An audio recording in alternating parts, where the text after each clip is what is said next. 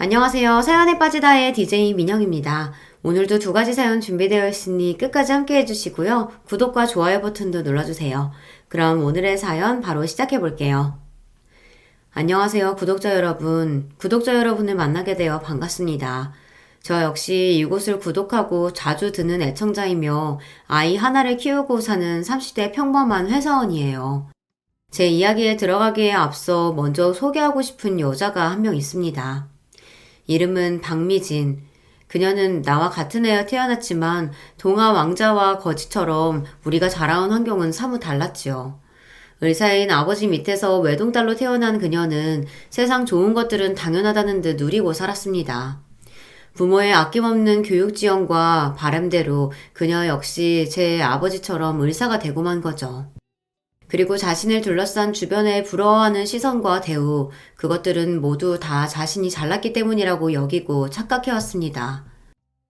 나는 세상에 부러울 것이 없는 사람이지. 내가 원하는 건 뭐든지 손에 넣을 수 있고 나보다 잘난 여자는 없을 거라고.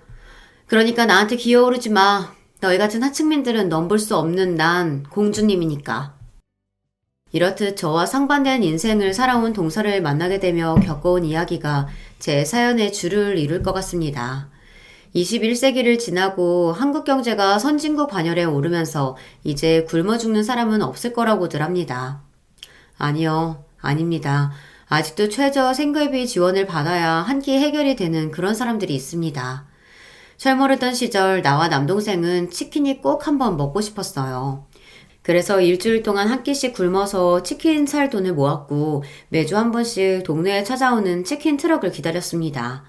치킨 가게는 많았지만 모두 한 마리에 10,000원이 이상이었지만 트럭 뒤에서 줄줄이 매달린 채 돌아가는 통닭의 값은 6,000원에 불과했거든요.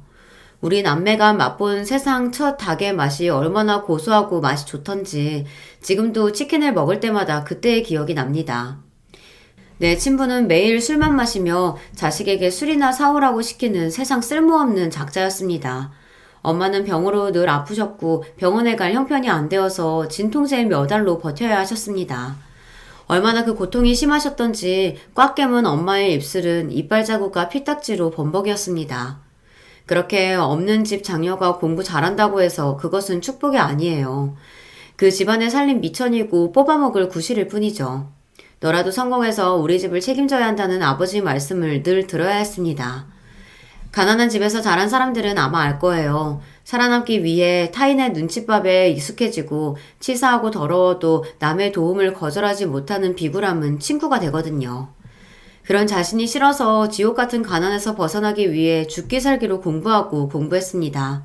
그렇게 나는 의사가 되고 싶었습니다. 돈도 많이 벌지 남들의 존경도 받는 그 직업을 갖게 된다면 내 삶이 바뀔 거라고 믿었거든요. 그런데 결국 Y대 학부 자율전공학부로 입학했어요. 의대의 높은 등록금을 감당할 수 없었던 내 선택, 아니 포기의 결과였기에 축하받아야 할 대학 입학은 나에게 헛헛함만 남겨주었습니다. 나랑 1, 2점을 경쟁하던 친구들도 다 서울대나 의대를 갔는데 나만 이 자리에 머물러 있구나. 아무리 실력을 갖춰도 따라잡을 수 없는 현실의 벽, 계층의 사다리를 느꼈습니다. 나와 가족의 생계수단이 된 과외와 학교 수업에 치이면서 나에게 젊은 날 낭만이라는 미팅과 MT는 꿈도 못 꾸는 것이었어요. 그래도 나에게 잘 살 거라는 꿈은 있었어요. 언젠가 나에게 인생 역전의 기회가 올 거라고 말입니다. 자유전공학부에서 내가 찾은 길은 돈을 많이 버는 사업가나 대기업 취직 이런 것이 아니었습니다. 어려서부터 책이 친구였던 저는 책을 출판하고 편집하는 그런 길을 진로로 잡았어요. 돈이나 많이 벌어오는 직업을 택할 일이지 하며 나의 뺨을 후려치며 반대하던 아버지는 뜻밖의 사고로 제 결혼식도 하기 전에 세상을 뜨셨습니다. 아프셨던 엄마가 이미 몇 해 전에 돌아가셨기에 이 세상에 내 혈육은 남동생만 남았더군요. 하지만 부모님이 없다고 해서 크게 달라지는 것은 없었습니다. 해준 게 별로 없고 바라는 것만 많았던 부모 밑에서 자란 장점은 딱 하나 그것이겠네요. 그리 크지 않은 빈자리. 제삿날이나 가끔 엄마를 그리는 것 외에는 커다란 슬픔이 다가오지 않았으니까요. 출판업계에서 일하면서 지금의 남편도 만나게 되었습니다.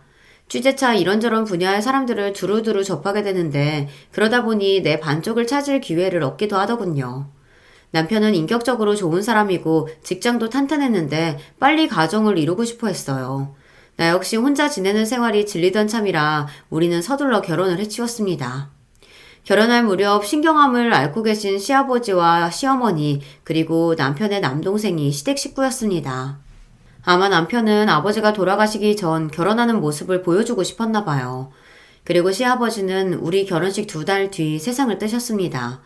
아버지가 안 계신 저는 대학 지도교수님께 부탁을 드렸고 그 은사님이 식장에서 내 아버지 역할을 해주셨습니다. 나중에 그 사정을 알게 된 시어머니는 날 보며 한마디 하셨어요. 진짜로 너희 아버지가 교수면 좋았을 것을. 우리 쪽 사람들은 좋은 사돈 들어와서 좋겠다고 하던데 내가 뭐라고 해야 할지 난감하더구나. 내가 시모였다면 축복받는 결혼식에 친부의 빈자리로 쓸쓸할 며느리 심정을 먼저 생각했을 겁니다. 하지만 내 시어머니는 그에 못 미치는 사람이었던 거죠. 그래도 내 결혼 생활이 괜찮았던 건 남편이 나에게 안정감을 주고 누구보다 사랑해주는 사람이라는 겁니다. 그런데 내가 첫 아이를 낳은 해에 시댁에는 경사스러운 일이 하나 생겼습니다. 바로 도련님이 결혼하게 된 것이죠. 게다가 그 결혼 상대자의 직업이 의사라는 소식에 시댁은, 아니 정확히 말하면 시모는 심하게 들썩였습니다. 그리고 예비동서가 결혼 전 처음 인사하러 왔을 때 보니 우리는 Y대 대학 동문이었던 것입니다. 처음 보는 시댁 가족 앞에서 주눅들기는커녕 여유있고 자신만만한 태도로 일관했던 그녀를 보면서 저는 솔직한 심정으로 작아지는 기분이었습니다. 내 집안 때문에 예비 시부모가 결혼을 반대하지는 않을까 노심초사했던 나와는 달리 그녀는 시댁 사람들에 대해 그렇게 생각했겠죠. 감히 너희들이 나 같은 사람을 반대나 하겠어? 이렇게 좋은 집안에 조건 좋은 며느리 환영하지 않고는 못 베기겠지.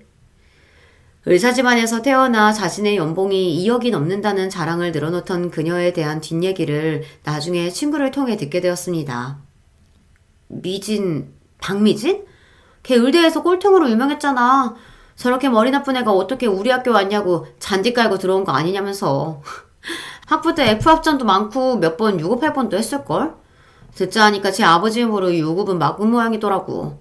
의사고시도 몇 번이나 떨어지고 붙었는지 몰라. 세브란스에서 레지던트 때도 몇 번 큰 사고치고 쫓겨나다시피 했대. 대학 동문 친구 얘기를 들으니 예비 동서에 대한 신뢰는 떨어졌지만 가족 간에 지내는 데에 별 문제야 있겠냐 싶어 넘겼습니다. 그런데 더 기함할 일은 그 뒤에 다른 얘기들이 더 귀에 들어왔어요. 동선의 친정아빠가 하는 병원이 의료사고와 그로 인한 피해자들의 소송, 거기에 알코올 중독에 음주운전까지 듣는 얘기마다 안 좋은 것들 뿐이었습니다. 심지어 다른 초짜 의사에게 대리수술을 맡겨왔고 이로 인해서 의사면허 정지라는 행정처분까지 먹었다네요. 그래서 결국 동선의 친정병원은 문까지 닫았다는데 정말 충격이었습니다. 세상에서 가장 사명감 갖고 일해야 할 직업 중 하나가 의사 아닌가요? 그렇지만 이에 대해 동서가 하는 말이 더 가관이었습니다. 짜증나서. 환자들이 괜히 우리 아빠 병원 비난하고 소송하고 난리야. 하필 아빠는 지금 망해가지고 나한테 피해를 주고 난리야. 내 병원 개업 도와주겠다고 해놓고 지금 그럴 돈도 없다고 하잖아. 한시도 남 밑에서 페이닥터를 못 있겠는데 난 어쩌냐고. 빨리 개업해야 한단 말이야. 어머님 모은 돈 없으세요? 한 10억? 아니면 5억이라도. 나 같으면 그런 범죄를 저지른 친정아빠가 부끄럽기도 하거니와 의료사고를 입은 피해자들을 비난할 수는 없을 것 같아요. 동서도 참 의사라는 사람이 피해를 본 환자들에 대해 미안해야 하는 거 아니야? 그리고 자식으로서 친정아버지부터 걱정해야지. 지금 동서 병원 차리는 게 먼저니? 개원이와 사정이 나아질 때 좀 천천히 하면 될 것 같은데. 형님이 뭘 한다고 그래요? 의사가 하는 일이 뭐 다 편하고 쉬운 줄 아나 봐. 이상하고 억지 부리는 환자들 진짜 많아요. 의사한테 돈 뜯어낼 작정으로. 의사란 것도 결국 환자들 눈치나 봐야 하는 서비스직의 영업이더라고. 원장은 맨날 나보고 환자들한테 친절하게 해라, 최대한 부작용 없도록 약 처방해라 등등 얼마나 시어미 짓을 하는지. 하루도 버티기 힘들다고. 물론 책임이야 크겠지. 대신 일반인들은 엄두도 못 낼 만큼 높은 연봉에 존경도 받잖아. 권리에는 그만한 책임이 따르는 법이지. 됐어요. 누가 지금 형님더러 구닥다리 조언 듣고 싶댔나요? 내 병원 차릴 돈 보태줄 거냐고. 그것도 아니면 내 앞에서 훈장질 좀 그만해요. 나 보라는 듯이 귀를 막고 쪼르르 시어머니 바로 옆으로 자리를 옮겨서는 둘이 쏙닥쏙닥 하는 겁니다. 아니, 내 흉이나 볼 거면 작은 소리로 하던가 나 들리게끔 큰 소리로 그러는 법이 어딨냐고요. 어머님보다 훨씬 더 어린데 왜 형님이 더 구닥다리 소리나 해야 되는지 모르겠어요. 어머님은 제 심정 이해하시죠? 남편 월급만으로 나중에 우리 애들 대치동 영어 유치원에 학원비 어떻게 감당하겠어요. 제가 어서 병원 개업해서 돈을 쓸어 담아야 우리 애들도 나중에 나처럼 의사로 키우죠. 안 그래요? 그럼. 원래 너희 형님은 너처럼 의대에 못 갔잖아. 그 열등감 때문에 그래. 우월한 네가 이해해라. 그나저나 개원하는데 돈이 얼마나 드는데 그러냐? 뭐 가진 거랑 대출 받는다고 해도 5억은 더 들 것 같아요. 나 같은 사람이 돈 때문에 고민해보기는 또 평생 처음이에요. 오죽하면 이렇게 탈모까지 와서 두피가 숭덩숭덩해졌더라고요. 좀 보세요. 아이고야, 우리 불쌍한 며느리. 스트레스가 얼마나 심했으면. 얘, 첫째 너네 부부는 가진 돈 좀 없냐? 동생네가 이렇게 힘들어하는데 형님네가 돼서 뭐 도움이라도 줘야지. 막말로 동서나 저나 남편 모두 같은 대학 출신입니다. 그런데 시모는 말끝마다 의대 나온 동서랑 제 비교질이에요. 자기 아들은 점수 높은 과라 의대랑 별 차이 없는데 저는 아니라고 하면서요. 진짜 어이가 없어서 참나. 하도 웃겨서 한 번은 제가 물어봤어요. 동서 하는 말마다 내가 나온 과를 무시하는데 수능 점수 몇 점이었어? 저요? 376점이요. 그래? 나는 385점이었다고. 수능 점수도 나보다 떨어지면서 어디서 공부 운운하면서 내 앞에서 잘난 척하는 게 맞는 거니?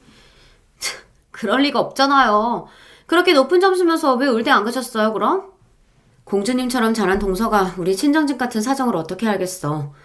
의대 등록금 때문에, 그리고 난 전액 장학금 조건으로 지금의 과에 간 거야. 학부 때 난 동서처럼 F 하나 없었고 오히려 A가 대부분이었는데 동서는 유급도 할 뻔했다며? 형님이 그걸 어떻게 누구한테 들었어요? 우리 동문인데 그걸 모르겠어? 동창 친구한테 들었어. 자기 학교 다닐 때 공부 못해서 꼴통 소리 듣고 다녔다면서? 매번 동서의 잘난 척에 당하기만 하다가 처음으로 내가 카운터 펀치를 먹인 셈이죠. 자기 약점을 찔렸는지 동서의 얼굴은 울그락 푸르락 했습니다. 그런데 금세 비웃음을 머금은 얼굴로 나에게 반박하더군요. 형님, 그거 모르세요? 공부 잘한 것만으로는요, 요즘 같은 시대에 성공 못해요. 자기가 태어난 집안, 그게 얼마나 중요한 성공 요소인데요. 수능 점수가 아무리 나보다 높았다 한들 누가 그런 자질구레한 사정 알아주나요? 어쨌건 난 의사가 됐고 형님은 그저 평범한 직장인인데 안 그래요? 그녀는 남의 상처에 염장질하는 듯 타고난 실력자였습니다. 동서의 말은 내 자존심을 제대로 건드는 팩트 그 자체였으니 전 아무 말도 못했어요. 시모까지 동서의 말에 장단을 맞추면서 나를 더 비참하게 만들었습니다. 그래서 내가 둘째 널 예뻐하잖니. 가만 보면 공부만 하고 융통성 없는 애들이 저렇게 비현실적인 생각에 사로잡혀 산다니까. 둘째야, 네가 이해해라. 원래 저런 애들일수록 더 도끼를 똘똘 뭉쳐서 공부 하나는 잘할 수도 있지. 그런데 세상이 어디 그걸로 되니? 든든한 백도 있고 돈도 있고 그게 네 부모면 금상첨화인 거지. 뭐가 그리 웃기고 좋다고 둘은 내 앞에서 박장대소를 했습니다. 심지어 동서는 어린애처럼 나한테 혀를 내보이며 매론까지 했어요. 동서와 시모 그 둘이 붙으면 매번 나는 패배자가 되어버렸습니다. 그럴수록 저는 투지를 불태웠습니다. 뭐냐, 마음껏들 비웃어라. 쟤 아무리 을사고 해도 결국은 내가 더 잘 먹고 잘 살 테니까 어디 두고 봐. 저는 재테크를 위해 20대 청춘을 바쳤다 해도 과언이 아닙니다. 10원 한 장의 소중함도 느끼며 자라온 나에게 절약정신은 이미 몸에 배어 있었습니다. 대학교에서 치러진 가상주식 투자 경연대회에서도 입상할 정도로 경제 지식이나 투자법도 익혀왔고요. 여러분, 세상의 부를 이루는 것은 비단 자산뿐이 아닙니다. 절약과 좋은 투자법, 그 두 가지만으로도 충분히 부유해질 수 있다는 것을 저는 증명해 보일 수 있거든요. 거기에 출판업계에 있으면서 사회에서 성공하고 명성을 쌓은 사람들과 접하면서 배운 점이 참 많았어요. 성공한 주식 투자자나 부동산 업계의 큰손, 또 자수성가한 사업가 등 그런 사람들과 교류하며 얻게 된 정보와 교훈, 또 몇 분은 개인적으로 연락할 만큼 제 인맥은 탄탄해졌죠. 대학교 때부터 많은 과외를 했지만 집안 생활비로 내어드리느라 얼마 모으지 못했어요. 하지만 부모님 떠나시고 동생도 자립해서 돈을 벌더니 어느덧 제 월급으로 종잣돈 1,000만 원을 모을 수 있었죠. 그 돈으로 본격적인 재테크를 시작하게 된 겁니다. 여러분이 흔히 아시는 국내 주식, 해외 주식, 펀드 등의 파생 상품 등을 통해 종잣돈이 1억이 되는데 3년이라는 시간이 걸렸습니다. 그리고 다음 5억으로 만드는 시간은 그보다 적은 2년밖에 안 걸렸습니다. 왜냐하면 당시 부동산 호황기를 맞아서 내가 갭 투자했던 빌라가 3배 넘게 뛰었거든요. 운이 좋았지만 10년간 재테크에 시간과 경험을 투자했기 때문에 이룬 결과라고 볼 수 있습니다. 이렇게 모은 내 소중한 5억에 대해 그 누구에게도 발설하지 않았어요. 다만 내가 인생에서 유일하게 믿을 수 있는 남편에게만은 이 기쁜 소식을 알려주었죠.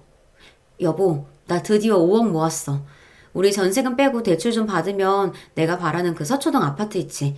거기 살 수 있다고. 남편 역시 몹시 기뻐하며 제 어깨를 토닥여 주었습니다. 정말 장하다. 다현이 키우며 직장 다니는 것만도 벅찼을 텐데 언제 투자해서 이렇게나 모은 거야? 자기가 너무 자랑스럽고 고맙다. 그리고 다음날 서초동 그 아파트 앞에 가서 위용당당한 집들을 보며 생각했습니다. 이제 내 집으로 만들 수 있게 됐구나. 여기까지 오는데 10년 가까이 걸렸지만 말이야. 제가 그 아파트를 처음 보게 된 것은 대학교 다니던 어느 날 새로 맡은 과외 학생의 집을 찾아갔을 때였습니다. 서울의 요지에 자리 잡은 좋은 교통, 또 우수한 학군과 거기에 신축 아파트의 편리한 구조까지 그 집을 드나들면서 점점 그 아파트는 제 마음에 들어오게 된 것이죠. 나 진짜 성공했구나 싶은 벅찬 기분을 느끼며 전화로 미리 연락했던 부동산에 들어갔습니다. 사장님, 지난번 연락드렸던 사람인데요. 그 매물 오늘 볼 수 있죠? 물론이죠. 거기 사는 집주인과 이미 시간 약속 잡았습니다. 자, 그럼 가실까요? 저는 그 아파트 중 좋은 가격이 나온 집 한 곳을 실제로 둘러본 뒤 계약하겠다고 말했습니다. 집 명의자가 현재 해외에 있다는 사정상 계약서는 한 달 뒤에 쓸 테니 그 전에 가계약금을 걸라고 부동산에서 얘기했어요. 그 자리에서 바로 1,000만 원의 가계약금을 보내놓고 이 소식을 남편에게 전했습니다. 그래? 그 집을 살 수 있다고? 얼마에? 내가 좀 많이 깎아달라고 요리조리 설득했더니 9억 8천에 팔기로 얘기됐어. 2천만 원이나 깎았다고. 근데 당신 지금 어디야? 오, 2천만 원이나 깎았다니 진짜 잘했다. 갑자기 가족 회의랍시고 엄마가 우리 형제들 불러 모았거든. 잠깐만, 엄마 뭐라고요? 네? 여보, 일 끝났으면 엄마가 당신도 집으로 오라고 하시는데? 남편과 통화를 마치면서 왠지 몸에 난 털이 삐죽하게 서는 기분이 들었습니다. 내 집 계약한 이 좋은 날 시어머니 얼굴 보기 싫은데 꼭 시댁으로 가야 하나. 하지만 이미 가겠다고 말한 마당에 어쩔 수 없이 시댁으로 발걸음을 돌려야 했죠. 시댁에 들어가니 현관에는 여러 구두와 신발이 뒤엉켜 있는 것이 눈에 들어왔습니다. 생각보다 많은 식구들이 모여있음을 짐작할 수 있었죠. 또 뭐가 필요하시다거나 여행 보내달라고 부르신 건가? 평일 저녁에 부르실 게 뭐람. 혼자 궁시렁대고 들어가니 거실에 있던 시댁 가족 모두 일제히 나를 보고 있었어요. 마치 나를 무척 기다리고 있었다는 듯 상기된 얼굴로 시모가 제일 먼저 절 불렀습니다. 어서 오너라, 내 장한 며느리. 평소답지 않게 나를 환대하니까 좋다기보다는 무척 의아했거든요. 얼떨떨해하며 들어가려는데 먼저 와 있던 동서가 자리에서 일어나 나를 마중하러 오기까지 하는 겁니다. 그리고 내 팔에 팔짱을 끼며 거실로 같이 걸어가는 거예요. 내가 오든 말든 평소 인사도 안 하던 애가 갑자기 무슨 바람이 불었대. 이상하지만 그래도 대접받으니 기분이 나쁘지 않았어요. 그렇게 동서의 손길에 이끌려 거실 소파에 앉게 되었죠. 집에 무슨 일이 생겼나요? 갑자기 모든 가족들이 소집되셨네요. 우리 집안에 아주 중차대한 문제가 있어서 그거 얘기하던 중이었는데 뜻밖의 네가 우리의 구세주라는 걸 알고 나서 얼마나 다행이던지. 도대체 무슨 말씀이신지 자세하게 설명을 좀 해주세요. 우리 친정에서 내 병원 차리는 일을 결국 못 도와주겠다고 하셨거든. 그래서 당장 어찌 돈을 해결해야 하나 모든 가족이 모여서 고민하던 차에 아까 형님이 전화하시는 걸 듣게 되었죠. 우리 멋진 형님, 언제 그렇게 몰래 거액을 만드신 거예요? 그 염소똥 같은 월급으로 그게 가능한가? 남편과의 통화를 듣고서 내게 큰돈이 있다는 것을 시댁 사람들 모두가 알게 된 것입니다. 뜻밖의 상황에 당황한 나머지 난 남편부터 찾았어요.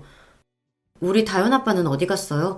어떻게 된 상황인지 자초지종을 좀 들어봐야겠어요. 그럴 필요까지야 있겠니? 우리가 아까 다 들었단다. 앙큼한 거. 너 5억이나 모았다면서? 지금 딱 네 동서가 필요한 돈이 그건데 네가 해주면 되겠다. 금뱅이도 그러는 재주가 있다더니. 아니 식구끼리 좋은 투자처 있으면 공유도 하고 그럴 것이지 혼자서만 돈 버셨다니 참 너무해요. 제가 병원 개원하고 나면 꼬박꼬박 갚을 테니까 그 돈 저 빌려주세요. 내 청춘 다 바쳐 모은 돈을 대놓고 달라는 두 여자 말에 황당하고 어이가 없었습니다. 그 뻔뻔함에 화가 치밀어 오를 지경에 이르렀죠. 안 될 말씀이네요. 그 돈은 우리 식구의 보금자리 아파트를 사기 위해 제가 어려서부터 모은 거라고요. 미안하지만 동서, 나 그 돈 내줄 수 없어. 가식적으로 웃고 있던 동서와 시모의 얼굴 표정이 내 거절 한마디에 차갑게 싹 변해버렸습니다. 왜? 그냥 달란 것도 아니고 지금 내가 절실하게 필요한 상황이니 나중에 잘 갚겠다고 했잖아. 형님은 내가 그렇게 미워요? 아니, 내가 잘 되는 건 다 배 아프신 건가? 동서, 오해가 심하다. 동서가 밉다고 이유 없이 못 빌려주겠다는 게 아니야. 이유가 있다고. 그래? 그 이유나 들어보자. 형제가 내 도와주는 것보다 더 큰 이유가 뭔데 그러냐? 방금 저 아파트 계약하고 온 길이에요.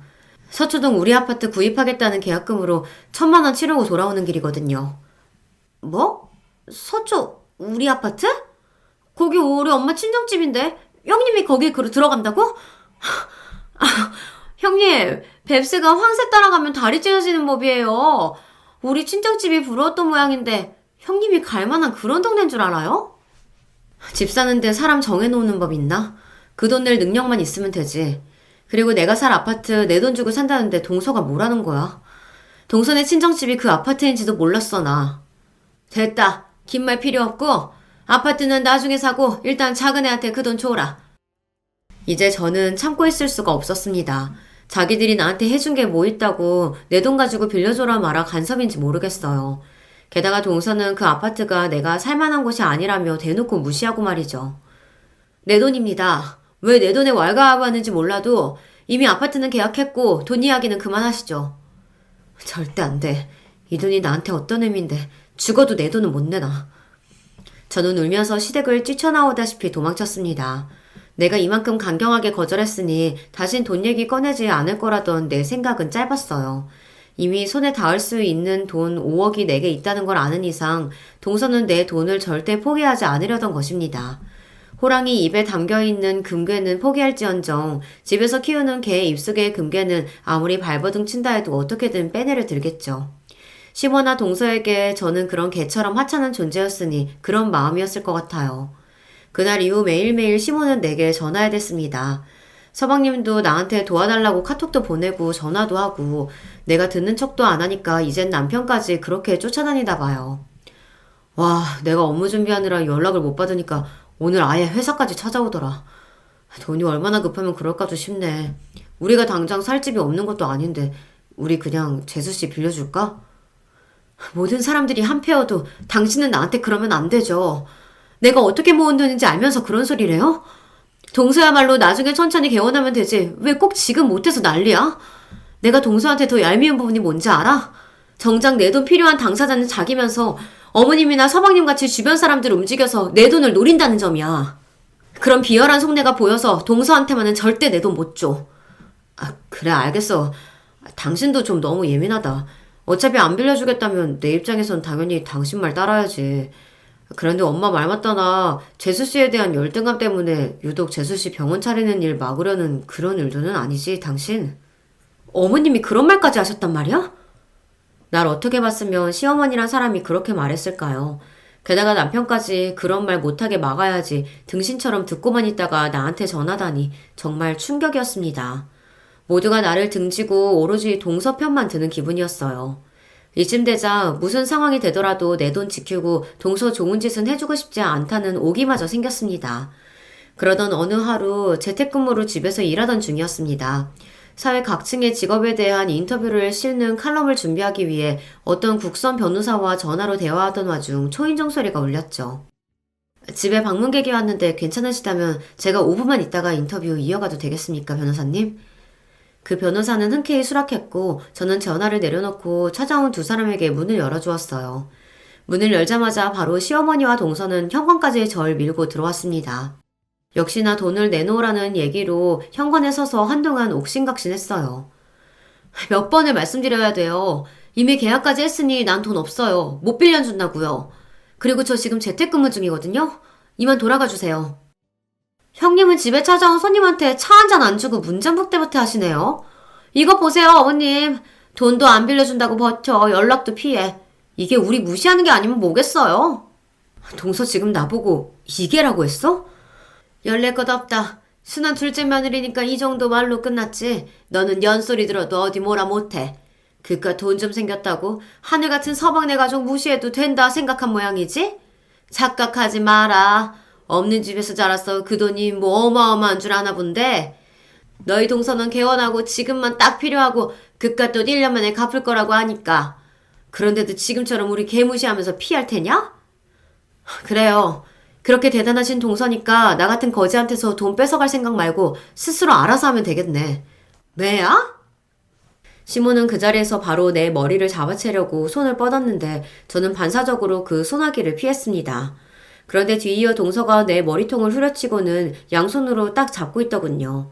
내가 움직일 수 없는 사이 시모는 잔인하게 내 머리끄댕이를 잡아채 올렸습니다. 이년이 너는 가족도 아니야. 돈 귀신 붙었냐? 돈이면 가족이고 뭐고 안중에도 없느냐? 살면서 그런 쌍욕의 쌍욕은 처음 들었습니다. 어머님, 아무리 화가 나셔도 그렇지 지금 저한테 무슨 짓이세요? 이거 노릇이란 말입니다. 말이 안 통하는 것들은 자고로 먼지나게 패는 게 약이라고 했어. 너 이래도 고집 피울 테냐? 이래도? 아파 죽겠어요. 동서, 보고만 있을 거야? 정신없이 시모의 손에 맞아대는 와중에도 동서가 배를 잡고 웃고 있는 것만은 똑똑히 보였습니다. 아유, 속이 다 시원하다. 어머님, 이번에는 잡은 머리 앞뒤로 흔들어 보세요. 이렇게요. 도리어 시모의 폭행을 거들고 부추길 뿐이었어요. 처음에는 잠깐 그러다 말겠지 했는데 이 상황이 끝날 기미가 보이지 않았습니다. 이젠 아예 그 사람들 내가 고통스러워하는 모습을 즐기기까지 하는 건 아니겠어요. 이 사람들한테 나 진짜 어떻게 되는 건 아닌가 싶은 살떨리는 순간이었어요. 아주머니, 손 놓고 거기 떨어지세요. 나이 잡술 만큼 잡수신 분들이 지금 무슨 폭행을 하십니까? 그 순간 하늘이 날 도왔는지 경찰관 2명이 찾아와서 시모의 손을 내게서 떼어놨습니다. 경찰? 언제 경찰까지 불렀대? 참 독하다 독해. 이보셔. 얘는 내 며느리고 못돼 먹은 자식 교육하는 중이요. 폭행이라니. 우리 가족끼리 괜히 할 말이 있으니까 다들 그만 가요. 저는 경찰관들을 붙잡고 늘어지며 사정했어요. 아니에요. 여긴 제 집인데 이 사람들이 무단으로 침입해서 내 머리 때리고 휘두르고 있어요. 제발 저들 끌고 가주세요. 처음엔 가족끼리 벌인 일이라고 하니 경찰관 둘은 어정쩡하게 있으면서 잠시 몇 마디 주고받았습니다. 그리고 근엄한 어조로 시모와 동서에게 말했습니다. 아무리 가족이어도 주거침입죄와 폭행죄는 성립되는 거 아시죠? 대화로 좋게 풀어가시지 참. 일단 2분은 저희랑 같이 여기 떠나시는 게 좋겠습니다. 경찰의 강압을 못 이긴 시모와 동서는 우리 집을 억지로 떠났습니다. 하지만 몇 걸음 걸어가던 동서가 뒤를 돌아서 날 향해 말했어요. 형님, 오늘은 이렇게 가지만 이게 끝이 아니에요. 내 뜻대로 해줄 때까지 계속 반복할 거랍니다. 그 말에 온몸에 진이 빠져서 그만 쓰러지듯 앉아버렸습니다. 토네이도가 휩쓸고 간 것처럼 내 마음과 몸은 엉망이 되고 말았어요. 하지만 부르르 떨면서도 핸드폰을 찾았어요. 남편에게 이 사실을 알리기 위해서요. 그런데 핸드폰 화면에는 아직 통화 중으로 떠 있는 겁니다. 그리고 수화기 너머로 다급히 외치는 변호사의 목소리가 들렸어요. 에디터님, 거기 계세요? 방금 어떤 자들이 와서 피해를 입으신 것 같은데 괜찮으십니까? 변호사님, 아까 하던 통화가 이어져 있었군요. 안심하세요. 제가 지금 경황이 없어서 설명드리기 어렵지만 일단 그 사람들 갔어요. 얘기하던 소리가 들려서 대충 저도 상황은 이해합니다. 갑자기 일이 커질까 봐서 제가 경찰에 신고했어요. 회사 측에 물어서 에디터님 댁 주소를 알아냈고요. 실례드렸다면... 실례라뇨. 변호사님께서 절 구해주신 거예요. 저 진짜 잘못되는 줄 알고 너무 무서웠습니다. 그래도 가족인데 어떻게 이렇게까지 할 수 있을까요? 변호사 덕에 살았다고 생각하니 안도와 억울함이 몰려와 울음이 터져버리고 말았습니다. 그분은 일단 진정하고 이 일을 공론화하라고, 그리고 나중에 법적 대응이 필요하면 얼마든지 힘이 되어주겠다 하며 전화를 끊었어요. 남편의 전화번호를 누르며 나는 그 사람들에게 배 이상의 아픔을 돌려주겠다고 다짐했습니다. 내 전화를 받은 남편은 만사 제쳐두고 당장 집으로 와서 내 몸부터 살폈습니다. 난 괜찮아. 머리털 뜯긴 거랑 밀쳐진 정도니까 몸은 걱정할 필요 없어. 다만 내 마음은 엄청난 중상을 입었지. 우리 엄마가 다정한 사람 아니라는 건 나도 알아. 당신에게 숨겼지만 일순우리로 엄마가 동네 사람들한테 욕하고 물건 깨지는 모습 나 어릴 때 몇 번 보긴 했거든. 그렇다고 해도 가족에게 그런 짓 하는 분은 절대 아니었는데 믿을 수가 없다. 오늘 일어난 일들을 남편에게 하나하나 얘기하자 그는 정말이지 믿지 못했습니다. 당한 나조차도 현실감이 안 드는데 그러니 당신은 오죽하겠어. 전부터 느꼈는데 아마 어머님 그리고 동서는 날 가족으로도 생각하지 않았던 것 같아. 돈도 있어야 하고 자기들에게 이혼 가치도 있어야 가족이라 여기나 보지 뭐. 여보, 난 이대로는 못 살아. 차라리 나랑 이혼해줘. 이혼이라니? 그럼 말도 안 되는 생각은 하지 마. 날 낳아준 엄마라지만 이번 일 당신에게 진심으로 사과하기 전까지 나도 가만히 못 있어. 특히 그 모든 일을 주도한 재수씨, 그 여자는 더욱. 남편도 다행히 나와 같은 마음으로 동서와 시모에게 칼을 갈았습니다. 우리는 많은 이야기를 나누었고 이제부터 맥주처럼 뻥 뚫리는 내 반격이 시작될 것입니다. 이튿날 일찍부터 난 동서에게 전화를 걸었습니다. 동서, 내가 생각 많이 해봤는데 그동안 형님으로서 속 좁게 굴었던 것 같아. 내가 돈 빌려줄 테니까 창청동 상가에 병원 낼 거라며 거기 임대 계약하라고. 진짜 그럴 것이죠, 형님. 혹시나 어제 일에 대한 사과를 할 줄 기대했지만 그 일말의 기대를 소용없게 만드는 동서였습니다. 동서와 통화를 끝내고 나서 날 도와주었던 변호사의 사무실에 찾아갔습니다. 변호사님, 어제 위급한 상황에 있던 절 도와주셔서 감사드린다는 말씀 뵙고 하고 싶어서요. 물론 어제 하던 인터뷰도 마무리 지을 겸 해서 찾아왔습니다. 아이고, 여기까지 오시다니 안 그러셔도 되는데요. 그래도 충격이 크셨을 텐데 괜찮아 보이셔서 다행입니다. 네, 사람이 복수를 품으니 없던 힘이 생기더군요. 저희 시댁에 사실 이런 일이 있었어요. 변호사를 찾아간 김에 어떤 좋은 비책이 있을까 해서 내가 당한 이야기들을 솔직하게 상담했어요. 그에게서 들은 몇 가지 조언을 듣고 나서 또 그에 대한 상담료를 지불하고 나서 가벼운 발걸음으로 사무실을 나왔습니다. 폭풍 직전이 가장 조용하다고들 하죠. 내가 돈을 해주겠다 한 날 이후로 시댁 식구는 더 이상 나를 찾거나 협박하지 않는 평온한 날이 흘렀습니다. 오히려 자신들의 행동들로 말미암아 내 태도가 바뀌었다며 흡족해 하더군요. 아둔한 자들 같으니 곧이어 무슨 일이 벌어질지 그들은 전혀 눈치채지 못했습니다. 오랜만에 시댁에서 모두 모인 자리에서 남편은 동서가 기뻐할 만한 소식을 전했어요. 제수씨처럼 능력 있는 의사가 우리 방송에 한 번쯤 나와야 한다고 생각해요. 어머, 정말이에요? 진작에 좀 그러시지. 방송 타서 나에 대해 홍보를 하고 난 다음에 내 이름 건 병원 열면 아주 환자가 들끓겠네. 하하, 그러게요. 내가 좀 고지식해서 가족을 방송 일에 끌어들이라는 것이 직업 윤리상 좀 걸렸거든요. 그런데 뭐 주변에 선후배 프로듀서들 보니까 다들 그렇게 하더라고. 이제야 현실 감각을 좀 찾으신 것 같아서 다행이네요. 전부터 고모부 하는 방송에 좀 출연하게 해달라고 했는데 뭐 이제라도 정신 차리셨으니 됐어요. 근데 형님도 내 말 고분고분하지 고모부까지. 참 마음에 들어요. 에이, 기분이다. 오늘 모두 호텔 가서 식사하시죠? 있는 집 자식으로 경제적 불편함은 없던 동서는 또 남에게 돈 쓰는 일에는 인색하기만 했었거든요. 그런데 얼마나 기분이 좋은지 온 식구들을 호텔 뷔페에 데려갈 정도였을까요? 나와 남편은 속으로 그런 동서를 비웃으며 그녀가 사주는 비싼 밥을 맛있게 먹고 있었습니다. 형님, 돈은 준비되셨겠죠? 이제 저한테 보내주셔야 돼요. 병원 임대 계약에 인테리어랑 의료 기기 장비까지 전부 계약했거든요. 다음 주부터 중도금과 잔금 내야 하니까요. 내가 문자 보내줄 테니까 그 계좌로 바로 입금하도록 하세요. 저는 그저 동서에게 웃어 보이며 먹고 있던 음식에 집중했습니다. 호텔 뷔페가 참 맛있긴 하더라고요. 아이고, 이 속 없는 거사. 결국 동서에게 피 같은 돈 주기로 한 거냐며 여러분 답답하셨나요? 천만입니다. 전 애초에 그 돈을 동서에게 해줄 생각이 요만큼도 없었거든요.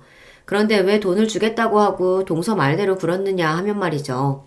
동서가 병원을 열기 위해 여기저기에 계약하면서 쓰고 다닌 돈이 이미 1억이 훌쩍 넘었습니다. 변호사 얘기를 들어보니 세상의 모든 계약에는 위약금이라는 것이 있다더군요. 그래서 일부러 돈을 빌려주는 척 굴고 동서가 여기저기서 일을 벌이도록 유도한 것이죠. 그런 상황에서 갑자기 내가 돈을 빌려주지 못한다면 단지 1억이 넘는 계약금만 되돌려받지 못하면 양반인데 경우에 따라서 잔금을 못 내면 벌금까지 내야 할 수도 있다고 합니다. 그게 법률 용어로 위약금이라는 건데 전 바로 그것을 동서에게 선물처럼 안겨줄 생각이었죠. 동서 말대로 며칠 뒤 나에게 계좌번호를 보냈지만 전 그대로 무시했습니다. 또한 돈을 보내줘야 하는 날이 되도록 나는 연락을 끊고 지냈어요. 동서 입장에서 믿었던 돈줄이 연락 두절이니 미치고 팔짝 뛸 노릇 아니겠어요. 발등에 불이 떨어진 동서는 급기야 우리 딸의 유치원 앞에서 날 기다리고 있었습니다. 여기서 기다리니 이제야 나타났네. 내가 전화도 수천 번 했어. 집에도 찾아가도 아무도 없던데. 도대체 잠수라도 탄 거예요? 나 돈 필요하다고 빨리 보내달라고요. 동서의 성화에 난 바로 울상을 지으며 털썩 주저앉아 엉엉 우는 신용을 했습니다. 동서, 큰일 났어. 큰일 났다고. 무슨 일이에요? 차근차근 얘기 좀 해봐요. 내가 크나큰 일을 겪어서 경험이 없는데 동서 연락을 어떻게 받고 답하겠어. 나 있지. 사기당했어. 보이스피싱 말이야. 어떤 남자가 전화해서 자기가 검찰청 사람인데 내 돈 전부가 들어있는 계좌가 범죄에 사용되었다고 하지 않아. 그대로 두면 이미 범인들이 내 돈 전부 빼간다는데 내 계좌를 범죄에 써서 나까지 연루될 수 있다고. 그러니 내가 어떻게 하겠냐고. 그들이 시키는 대로 통장 비밀번호랑 알려주고. 그래서 어떻게 됐는데요? 설마 지금 그 보이스피싱 놈들에게 돈을 홀라당 넘겨주었단 말은 그런 건 아니겠죠? 하지만 난 아무 말 못하고 땅을 치며 통곡했고 그런 날 보는 동서는 너무나 어이없어 했습니다. 사람이 모자라도 어떻게 그렇게 모자랄 수가 있어? 다 큰 어른이 그딴 사기에 넘어가다니. 그래서 날 빌려주기로 한 돈은 어떻게 할 건데? 내 돈은? 돈을 해줄 방도가 없다는 내 말에 동서는 급기야 내 멱살까지 잡았습니다.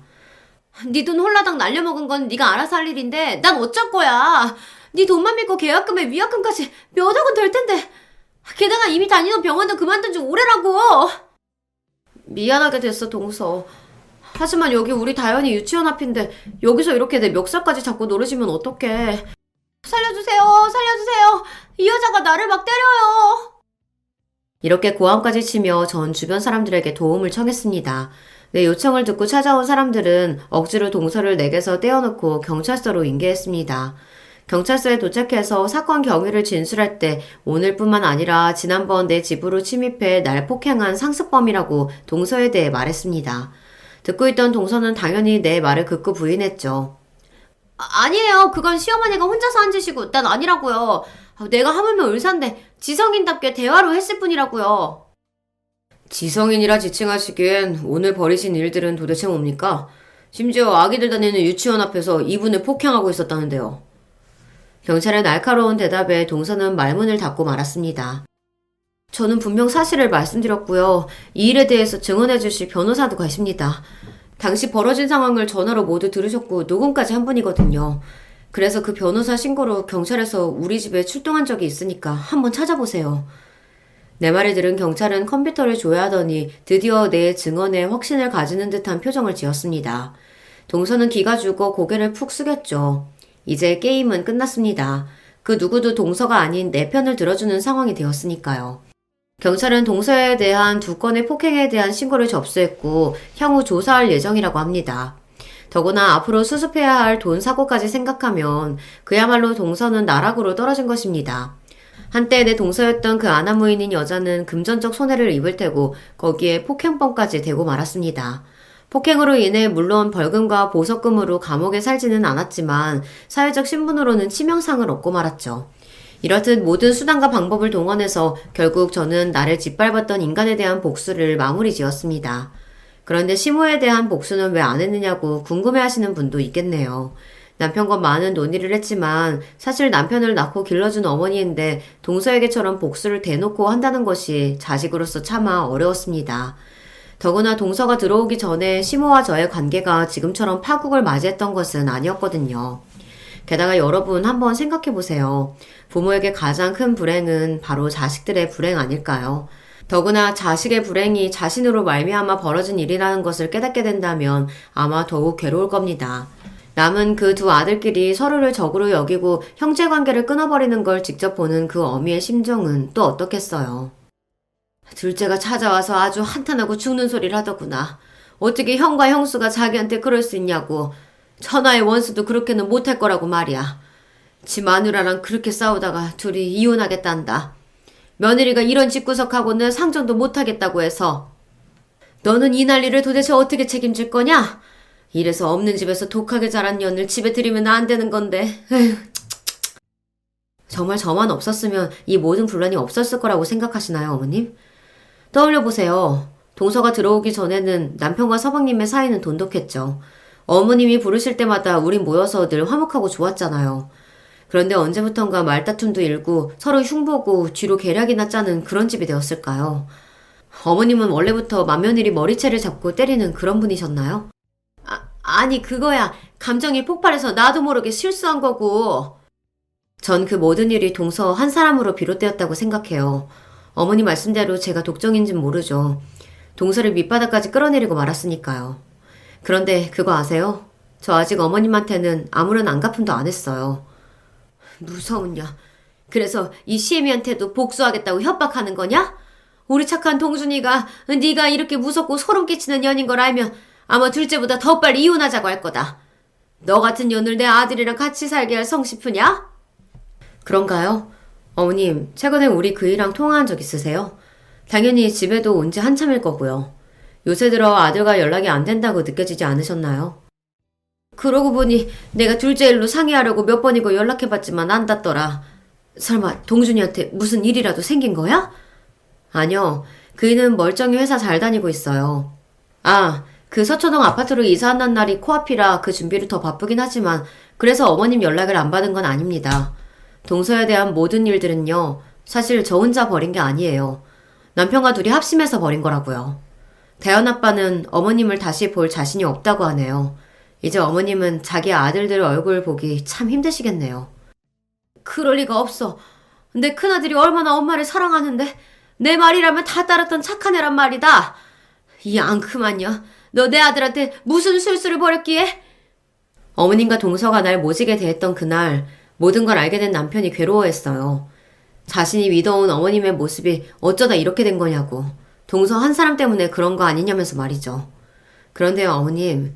아무리 동서가 부추기고 분란을 조장한다고 한들 어머님이 똑바른 분이라면 일이 이렇게까지 왔을까요? 당신 때문에 두 아들들이 원수지간이 됐고 또 맏아들과 며느리의 손자까지 앞으로 볼 수는 없으실 겁니다. 늘 앞에서 당당하고 절대의 기에 눌리는 법이 없던 시어머니는 처음으로 내 앞에서 고개를 수그리셨습니다. 그리고는 어깨를 들썩이며 눈물을 짜내셨죠.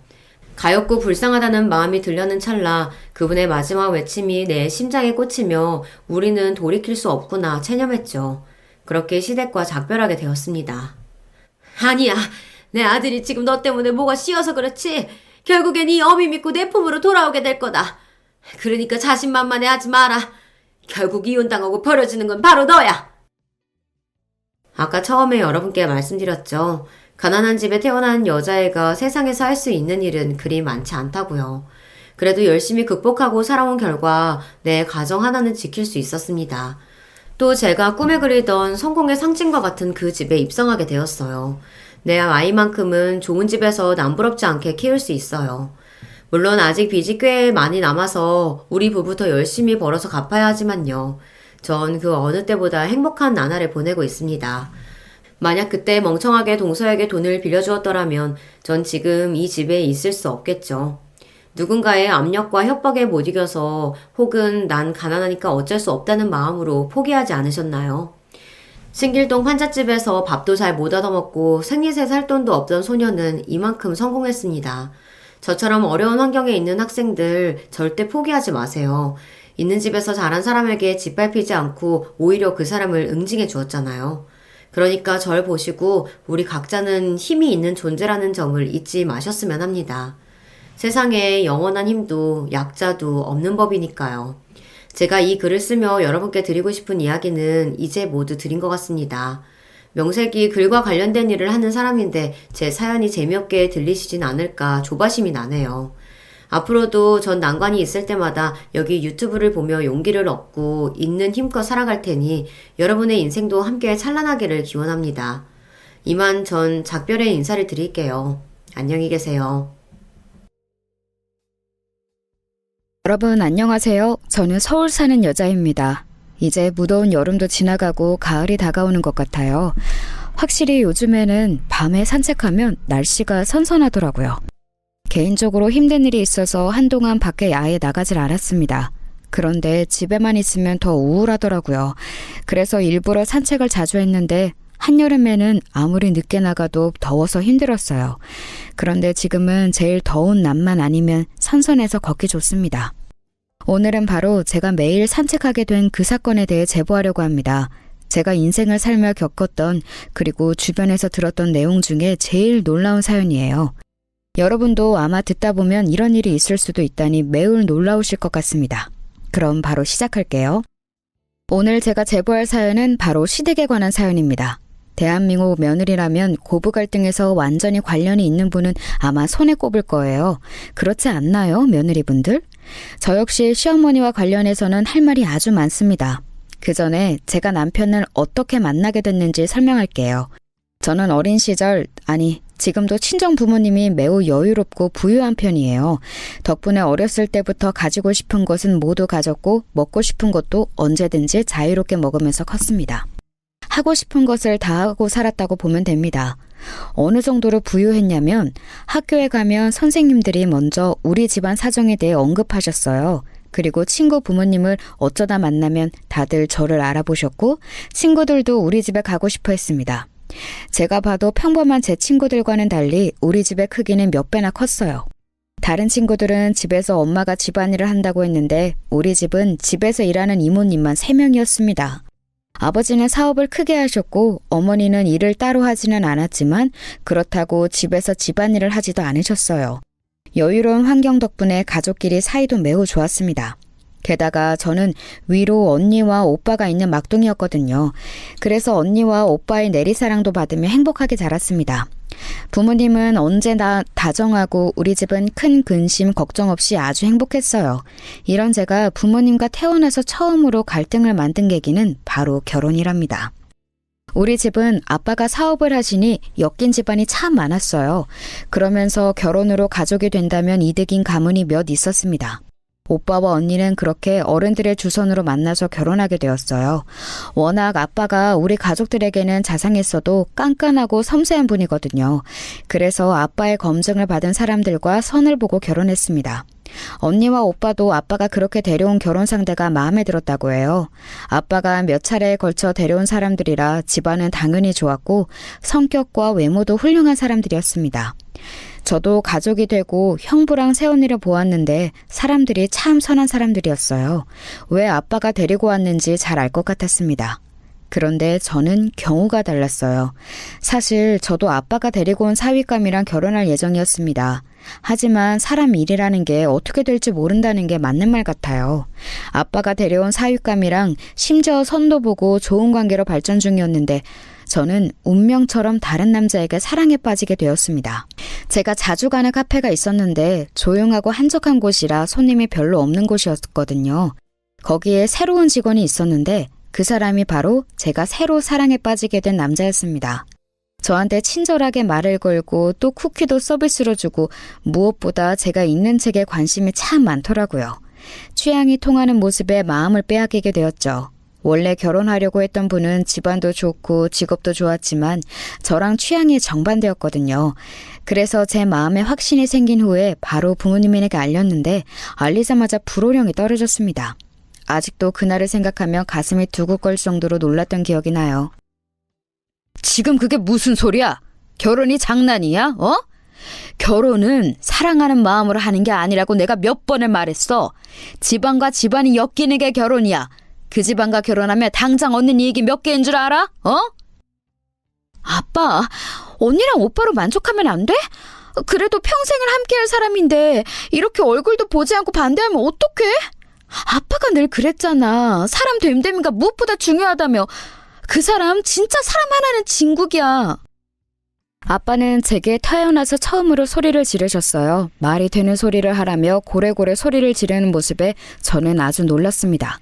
우리 아빠는 항상 웃으면서 저를 바라보던 사람이었거든요. 아무리 장난을 치고 사고를 쳐도 한 번도 화를 내지 않았던 사람이었는데 이때는 다른 사람처럼 화를 내기 시작했습니다.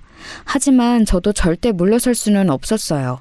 일단 데리고 오겠다고 했더니 아빠는 절대 우리 집에 한 발짝도 들일 수 없다고 난리가 나셨어요. 그래서 급한 대로 우리 집보다 시댁에 먼저 인사를 가게 되었습니다. 그런데 저는 시댁에 간 날 아주 깜짝 놀라게 되었어요. 왜냐하면 시누이가 제가 아는 사람이었거든요. 시누이는 저랑 같은 반이었던 친구였습니다. 아주 친한 사이는 아니었고 그냥 같은 반이었던 친구였는데 그래도 얼굴은 아는 사이여서 반갑더라고요. 시누이도 저를 보고 놀란 눈치였습니다. 친한 친구는 아니라서 그 친구에게 오빠가 있는 줄은 몰랐었거든요. 그래도 악연이 아니라서 그런가 시댁 분위기 자체는 굉장히 훈훈했습니다. 둘이 아는 사이라니까 진짜 다행이네. 이제 가족이 될 사이니까 친하게 지내도록 해라. 우리 성민이가 능력은 조금 부족해도 애는 진짜 착해. 어렸을 때부터 얼마나 착했던지 선생님들이 입이 닳도록 칭찬하고 그랬어. 다른 건 몰라도 절대 눈에서 눈물이 나오게 하지는 않을 거야. 시누이가 친구라서 덕분에 분위기는 좋았어요. 그날 시부모님의 얼굴을 처음 보았는데 조금 놀랐던 점이 있었습니다. 바로 남편과 시누이와 시어머니가 하나도 닮지 않았다는 거였어요. 시누이와 남편은 시아버지를 거푸집처럼 닮았더라고요. 신기할 정도로 시어머니와는 닮은 점이 없어서 조금 놀랐던 기억이 나요. 아무튼 이렇게 시댁에서는 결혼 허락을 아주 손쉽게 받게 되었습니다. 문제는 우리 친정이었어요. 친정부모님은 제가 시댁에 인사를 갔다 왔다는 것을 알자 우리 집에서 아예 저를 집 밖으로 못 나가게 하셨습니다. 대놓고 외출할 생각을 절대 하지 말라고 하셨어요. 너무 억울한 마음에 이미 결혼한 언니와 오빠에게 도움을 요청했습니다. 하지만 언니와 오빠도 제 편을 들어주지 않았어요. 오히려 오빠는 제가 철이 없다고 핀잔을 주더라고요. 언니는 제 마음을 이해하지만 어른들의 사정이 있으니 그냥 아빠의 말에 수긍하라고 했죠. 집에서 한 명도 제 편을 들어주지 않으니 얼마나 속상했는지 모릅니다. 급기야 저는 아무 음식도 먹지 않고 단식투쟁으로 제 마음을 표현하기 시작했어요. 제가 단식투쟁을 하자 엄마는 저를 걱정하느라 제 방문 앞에서 계속 우는 소리를 하셨죠.